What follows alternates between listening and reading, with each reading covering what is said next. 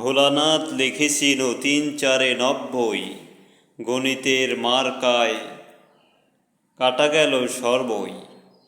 শিক্ষক ডেকে বলে ৩-৪-১২ হয়, লিখেছিল ১.৫ বেশি, এই তার গর্বই। তার মানে হলো, আমরা অনেক সময় যেগুলো প্রয়োজন নেই, অপ্রয়োজনীয় জিনিস অর্জন করে, অপ্রয়োজনীয় জিনিস মুখস্থ করে, অপ্রয়োজনীয় নিজেরা আয়ত্ত করে, এগুলো নিয়ে গর্ব করি, এগুলো নিয়ে আমাদের অহমিকা করি। কিন্তু এগুলো দরকার কিসের? আপনাকে আল্লাহ তাআলা বলেছেন কোরআন পড়তে, আপনি কেন ৩০ লক্ষ হাদিস মুখস্থ করে বলেন যে না আমি সবচেয়ে বেশি বড় মুহাদ্দিস? কে আপনাকে ৩০ লক্ষ হাদিস মুখস্থ করতে বলল?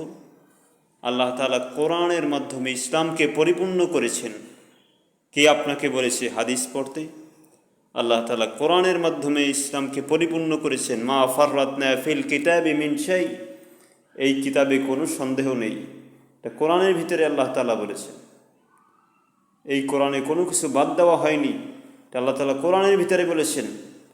তাহলে আপনি ১৩ লক্ষ, ৩০ লক্ষ, ৫,০০০, ২০,০০০ হাদিস মুখস্থ করে ওই ভোলানাথের মতো গর্ব করেন? সব কাটা যাবে, সব কাটা যাবে। গণিতের মার্কায় কাটা গেল সর্বই, সব চলে যাবে। এই জন্য কোরআন থেকেই কিয়ামতের দিন প্রশ্ন করা হবে, কোরআন দিয়েই জিজ্ঞাসা করা হবে, এদিক ওদিক যাওয়া যাবে না। কোরআনের পথে আসুন। কোরআন হলো সিরাতাল মুস্তাকিমের পথ দেখায়, কোরআন হলো হেদায়েতের পথ দেখায়, কোরআন হলো নূর, কোরআন হলো ফুরকান, কোরআন হলো বুরহান। সালাম জানিয়ে শেষ করছি।